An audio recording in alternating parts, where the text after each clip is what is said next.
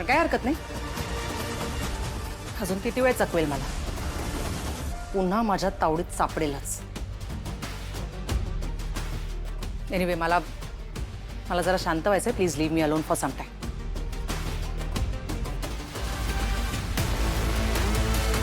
आता जा ना.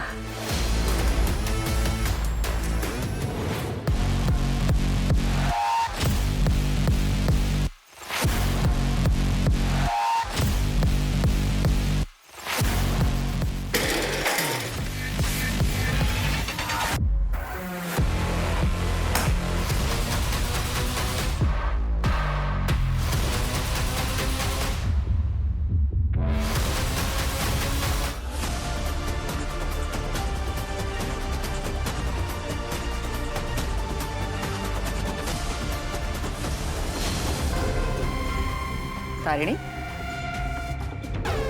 जेजेला काय काय आणि किती प्रश्न विचारशील? जेजे हे एक न सुटणारं फोड आहे. बस आम्हाला कळतंय जे होते जरा विचित्र आहे, पण जे मॅडमनी पण सांगितलं ना काय झालं ते. पैशासाठी मी युवराज खांडेकरला सोडलं. माझ्यासाठी पैसा सगळ्यात जास्त इम्पॉर्टंट आहे.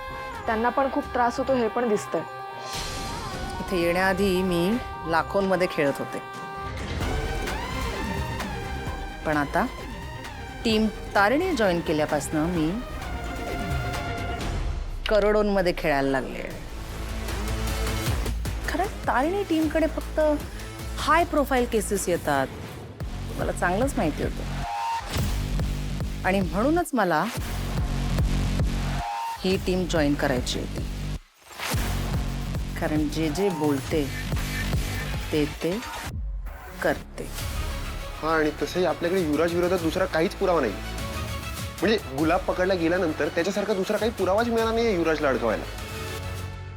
बिचारी तारिणी, तुझ्या टीमची ना रेड सुद्धा माझ्याचमुळे सक्सेसफुल नाही झाली.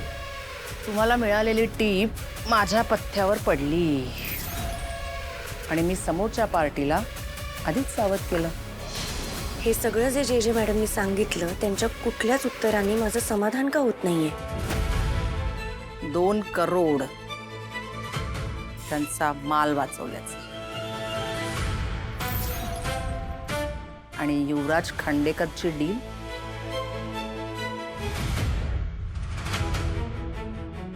$4 करोड.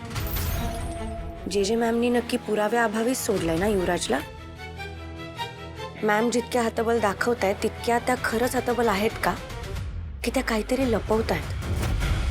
पैशासाठी तुमचं रेप्युटेशनच काय, तुमची आयडेंटिटी विकायला सुद्धा मागे पुढे बघणार नाही. जे बोलते ते करते.